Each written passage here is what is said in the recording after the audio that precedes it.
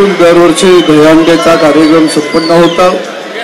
या ठिकाणी राज्याचे ग्रामीण विकास मंत्री आणि आमचे कुटुंबातले सदस्य आदरणीय जयाभाऊ, आमदार सत्यजित भाऊ, त्याचबरोबर या ठिकाणी आनंदराव बापू असतील, भीमराव अण्णा माने, त्याचबरोबर या गेल्या अनेक वर्ष खऱ्या अर्थानं हा दहीहंडीचा एक उत्सव आदरणीय आमचे सहकारी बाबा, राहुल दादा आणि त्यांची सगळी टीम मोठ्या प्रमाणामध्ये हा उत्सव साजरा करत असते आणि संपूर्ण वाळवा तालुका, कोल्हापूर जिल्ह्यातून, सांगली जिल्ह्यातून आलेले सगळे युवा आणि या ठिकाणी दहीहंडीसाठी भाग घेतलेल्या सगळ्या संघाला मी माडिक युवा शक्तीच्या वतीनं मनापासून धन्यवाद देतो। जय हिंद, जय भारत।